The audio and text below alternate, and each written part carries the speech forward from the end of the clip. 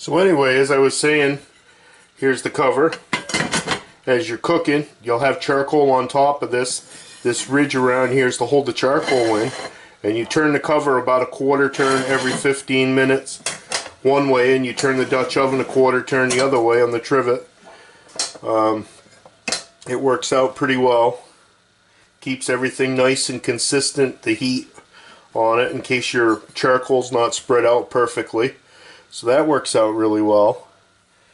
So anyway, we're going to start off by getting a little Pam. That always makes the cleanup easier. And the one thing with this aluminum Dutch oven you do not want to do is if you make a tomato-based meal in it, you do not want to store it in there. Give it a nice liberal coating of Pam. So next week is Nike's birthday, and I haven't decided if I'm going to do a dump cake or pineapple upside down cake. They are both wicked good, but I don't know if I can find sugar-free brown sugar or low-carb sugar-free brown sugar. So I'm going to check at the store on that. If not, I'll be doing the dump cake because I have a no sugar added cake mix. I have the light peaches, and I'm going to get a sugar-free orange soda. And all you do is you put the cake mix in, you dump the other stuff in, put the cover on, let it go. So it should be a pretty interesting process. I haven't actually made that. I have made the pineapple upside down cake before. So I find my can opener, we'll be all set here. Yep, there it is. Gotta put some dishes away. Just got back from Saranac Lake, so it's still a little messy here at the old lodge, as I like to call it. I actually live in a trailer park, so it's not really much of a lodge, but it's the best I can do at the time and be able to do all the fun stuff that I like to do. I'm not real big on yard work, so this works out real well for me.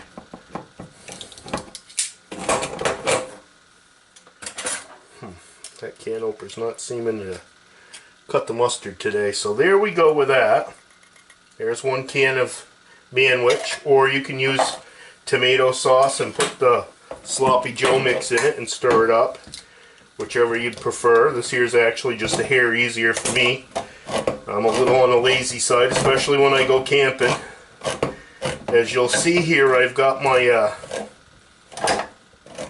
stuff already, my hamburger already cooked up with some onions in it. I like to pre-cook it and freeze it. So there's 2 cans of that.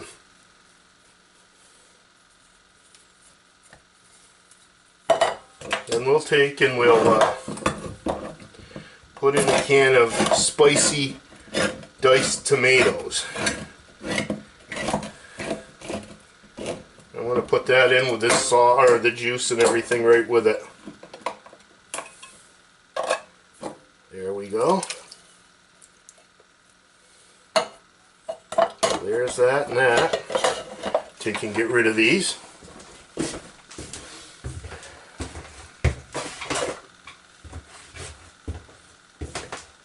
If I was smart, I would have had the charcoal going already, but I'm going to have to light it and let it get together.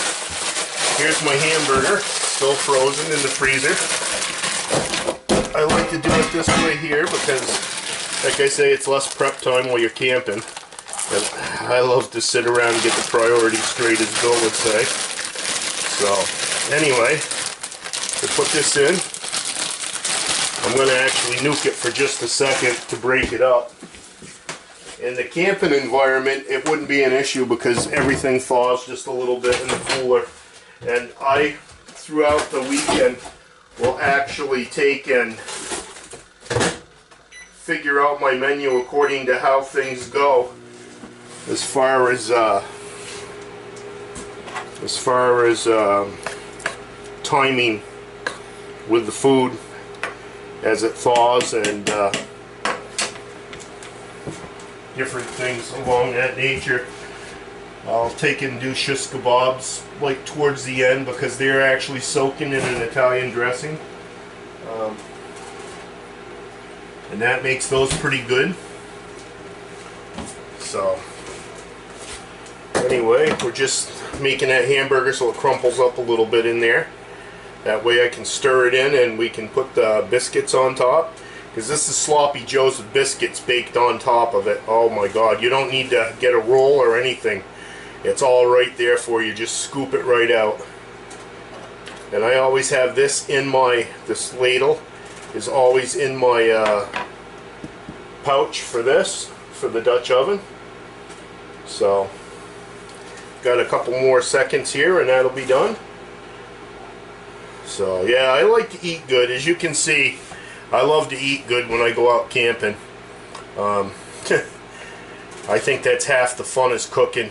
I love making jalapeno poppers and chicken wings and stuffed mushrooms for hors d'oeuvres, things like that. I love, oh my god, I just absolutely love the shish kebabs in Italian dressing. I'll go through that with you sometime too. We'll cook that on the barbecue out here outside the house. We probably won't do it over charcoal. We'll probably just do it on a gas grill when I do it here. But I'll walk you through quite a few things. I'm going to get the hang of this whole YouTube thing. I finally figured out how to do, keep the cameras charged and the batteries organized. The Saranac Lake trip went a lot better for me. I still got to get the fish on camera while I'm catching them, and that I have a head cam for. It's a very cheap copy. I'm breaking this up now like it would be in the cooler, so it's actually just ground up. Okay, and I'll pour that in there. This right here is probably about a pound and a half of burger, all just ground up and browned in the pan with some onions. I like onions in with all my hamburger.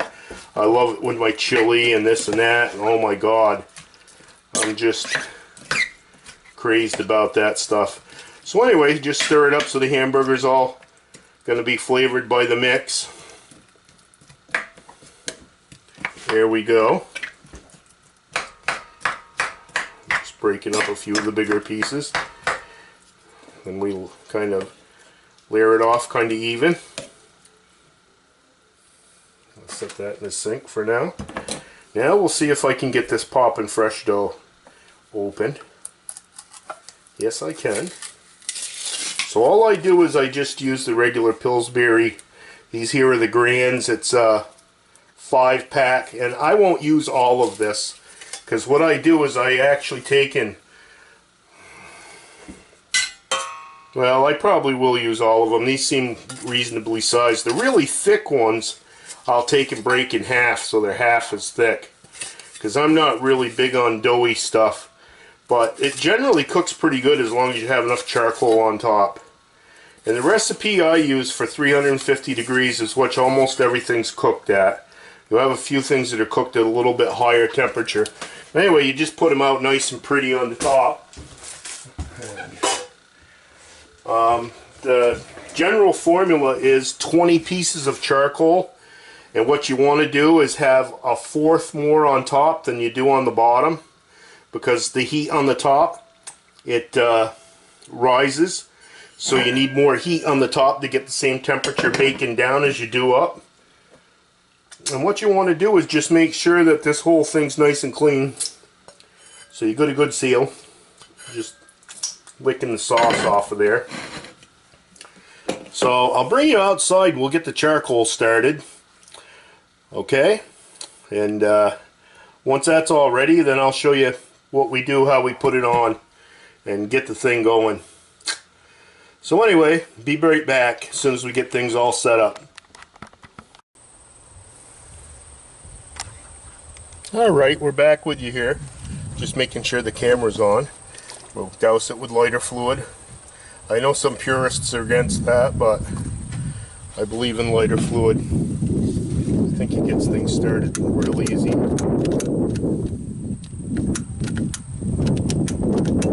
Got a windy day here.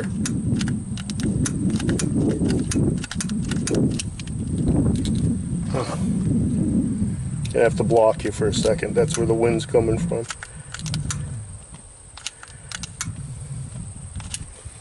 Alright. fluid on. Always make sure your gas is shut off when you're doing this sort of thing on a gas grill. I use my gas grill as a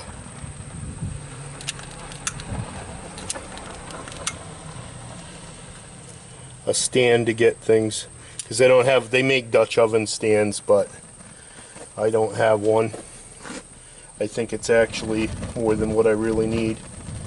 So anyway, it'll take about 15 minutes for the charcoal to be ready, and then we'll start this thing. What you also want to have ready is a pair of tongs, because you're going to want to put the charcoal, pick it up with the tongs and lay it out under and over the Dutch oven. So, and all this pan is just wood chips that I've used over and over again for smoking like my hamburgers and stuff when I cook them. So anyway, we'll wait till that charcoal's all nice and red hot, and then we'll put her on there, get the thing off and running. Alright, there, we're back. As you can see, the charcoal's pretty white on top. It's glowing orange underneath that. So according to our formula, we're going to want to put 2 pieces in each quarter here. That'll give us a total of 8 out of the 20. Because what we're shooting for is 25% more on top, because obviously heat rises. So there we go. We're on our way to 2 in each section. Like I say, you try to get it fairly even, but if it doesn't work out, that's why you're rotating the charcoal. So we put the Dutch oven on top of the trivet, and then basically the rest of the coals go right on top of the cover. So try to center it best you can. And what I try to do is I do a ring on the outside. Probably leave a charcoal space in between each one.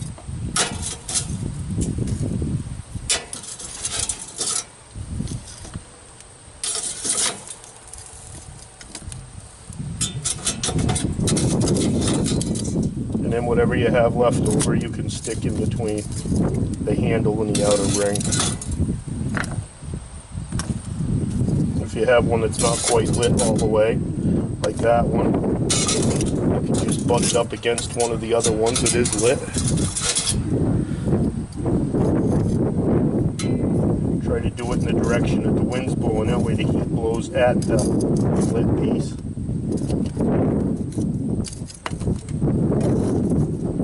There we go. Got a couple more down here on the bottom that didn't quite light all the way. We'll do the same thing with those.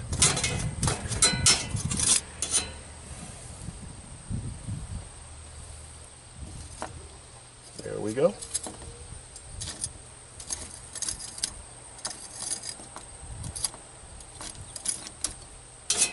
And we'll take this off. Let that cool down over there in a cool spot. And about 50 minutes from now, we'll be good to go. So, I'm going to actually bring you over here and show you something cool that I got. I got this off of Amazon. It was about $189. It's a pair of solar panels that actually charges my trolling motor battery, and it's pretty awesome. I'm actually pretty impressed. You know, it does a good job. I'll show you. It's basically, you get it from there and it's plug and play. It's like a briefcase. If you can see right there, there's a little panel. It's got a green light on it. When the green light either starts to flicker or goes off. Oh man, where is that green light? It's there somewhere. It's right under the Eco, right there, next to the 12 volt 5 amp. When that goes off or starts to flicker, that means your battery's completely charged. So that's pretty cool. So yeah, I got this summer, which was a pretty cool thing. That's an addition to my boat. And then I took and got this trolling motor, which is unbelievable. It's the Minn Kota Traxxas, 55 pounds of thrust. It's a 12 volt It's really cool. It's got the, you push the button right here and it tells you how far the battery's charged. According to the trolling motor, I got a full charge. According to the charger, I don't quite. The only issue I've had with this trolling motor is the old Minn Kotas. I have this Minn Kota bow mount right here. It's an adapter and it's got fins on it all the way across. My old trolling motor had fins across it through here. And this doesn't. It's got a slippery surface, so I had to, as you see, I through bolted it through right here. So I had to bolt it through in order to keep the thing from sliding and falling off on me. Last thing I want to do is lose a $450 trolling motor. That's for sure. So anyway, I got that, and I also rewired the boat. I fixed the transom. I had some motor issues earlier in the year.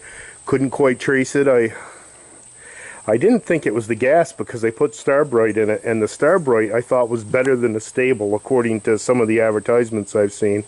But at 56 years old, you'd think I'd have learned my lesson. Stick with Sta-Bil. The Starbright or Startron or whatever it was like I put nothing in the gas. My lawnmower, it took about 500 pulls to get it going this spring. This motor here, I would start it up, it would run okay for a little while, and then it would stop because the gas wasn't that good. I changed oil filters, I changed gas filters, I changed spark plugs, still. And all it ended up being was I had to change the gas. That was the only real thing I had to do. So, lesson learned, stick with Sta-Bil, stick with what you know works.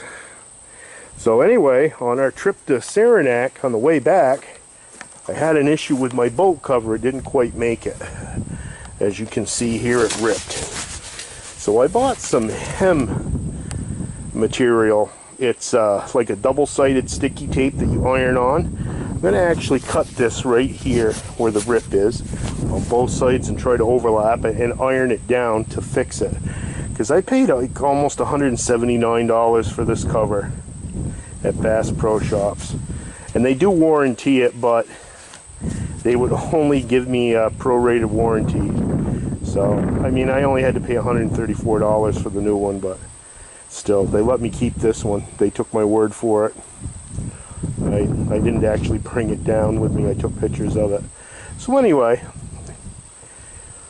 I got a new cover I can use on it, but I figure at least for the winter and sitting here in the yard, I can use this one. See how that works. I've got a pop-up camper out back that may need some work too. I think the mice might have gotten into it, and I may end up becoming a seamstress and doing all new upholstery covers and who knows what there. So I got to pop that open sometime soon. So I guess we'll get back over here to the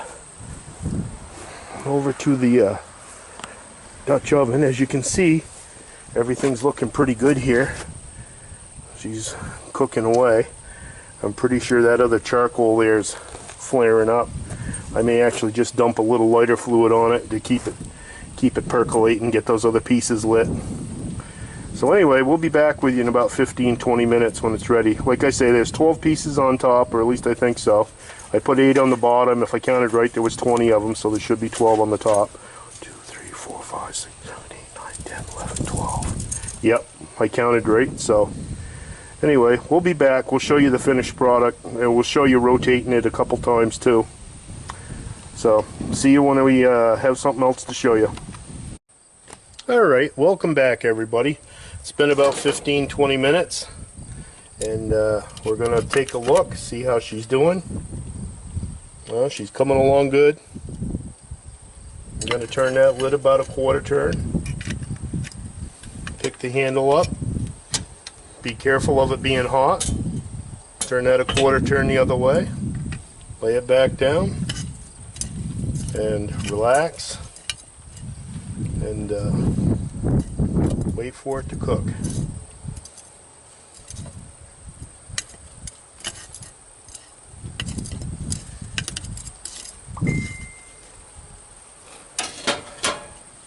You noticed I used the tongs. The only time I really ever use this lid lifter is when I'm going to set the lid down, because it's more stable. So anyway, I'm having myself a Saranac pumpkin spice beer. It doesn't taste like pumpkin to me.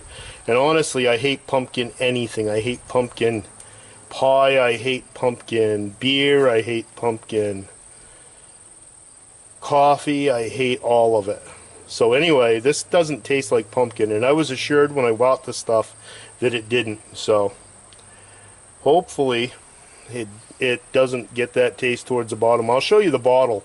Honestly, I was going to throw it out if it tasted anything like pumpkin, and I was just going to save the bottle because the bottle's really cool. It's almost like a bean pot type bottle, real thick and ceramic, and looks really cool. So anyway, I'll show you that next time we come out and check this. See you in about another 15 minutes. Alright, we're back with you. Just checking on it. I ended up having to make a few more coals because, oh, look at that, she's starting to brown up a little bit. And you can see the grease coming to the top from the burger. I drained it pretty good before I froze it, but you can never quite get it all out unless you really squeeze it hard between paper towels. And I kind of like the grease a little bit for flavor. It tastes really dry. So this here is the Saranac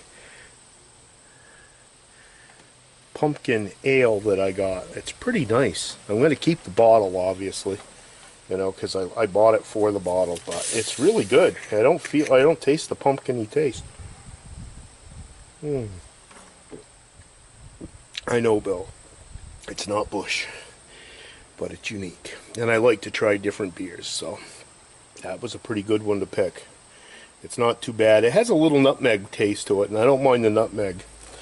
But I'm not big on ginger. I'm not big on pumpkin. I'm not big on any of that stuff. I hate ginger ale. Oh my God, with a passion. And my mom used to make gingerbread and gingerbread cookies, and ugh, I used to hate that stuff.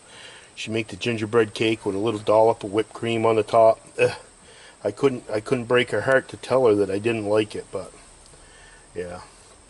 So anyway, we're going to give this about another 15-20 minutes and we'll be back out. It should be done by then. I'm going to finish my ale between now and then. Alright, it's been about an hour and 10 minutes. It's taken about 20 minutes longer. I had to do a few more coals because it's a windy day. Excuse me. That's one thing you have to factor in for. And like I say, I had to do a few more coals. But she's looking good. She's all done. The biscuits are all browned up nice. They're cooked good. I love that. It's going to be so good. I don't know if you got to see that. I'll show it a little better here for you.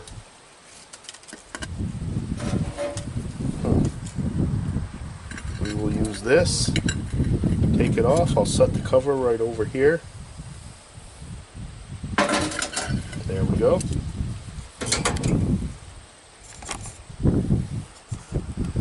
I'll zoom right in on that for you. Look at that. Tell me that don't look good. You wait till you see that pineapple upside down cake. You're not going to believe that.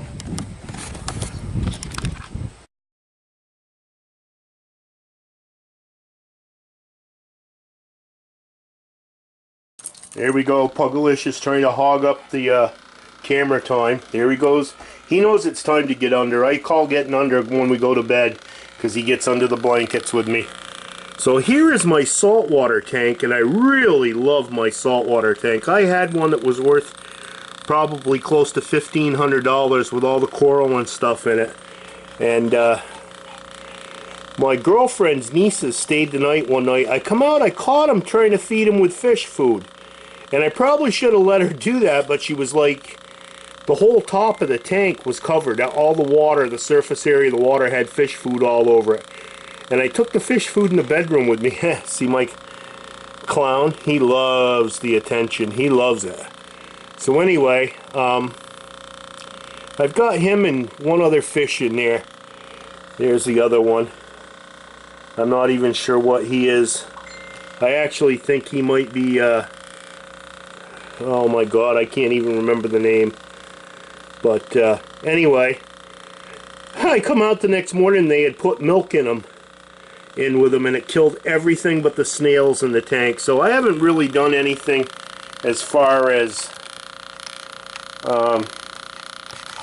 any type of coral yet. And I really think I might get a flame angel or maybe a blue angel and put in there. But I have a whole ton of crabs and snails, and that's why the rocks look so clean. And then my little clownfish, he wants me to get him an anemone so he can run back and forth through that. But he likes his bubbles back there. I think it feels a lot like the same. So anyway, I'm going to plate up some of that Sloppy Joe there in the Dutch oven, and I will let you go, because boy, I only got 6 hours to sleep now. So I'll talk to you guys later. Thanks for tuning in. Please like and subscribe. I really appreciate it. And share with your friends, anybody that might be into any of this stuff. I will, whenever I get new fish, I'll introduce you to them. And if anything funky happens with my tank, I'll let you know. So, but every once in a while we'll be readdressing this. Like I say, I love my fish tanks. And salt water is not as hard as everybody thinks. You know, I'll go through that with some of you guys here. Or I'll actually go through it when I do a water change and stuff like that. I only change my water like maybe once every 6 months, and I've never had any water quality problems. A lot of it is not overfeeding your fish, because if you feed them too much and they don't eat all the food goes rancid in the bottom of the tank. Of course, that's where my crabs come in. They pick them all up and eat them. But anyway, if you overfeed the fish, they poop and pee too much too, and what's that lead to? Smells like baby diaper? Yeah, it's ammonia, and that kills the fish. And with the saltwater tanks, the one thing you have to realize is there's a half a cup of salt for every gallon of water in the tank. And that replaces the amount of oxygen that the water can hold. So you're looking at 25% less oxygen, which really what it comes down to is you can have less fish in the tank. But they're so much more colorful. So anyway, I'm going to quit blabbering. Like I say, I got to get to bed. So I will talk to you guys later. I'll be doing some more videos. Like I say, I'll be doing another Dutch oven video here soon with either the pineapple upside down cake or that dump cake.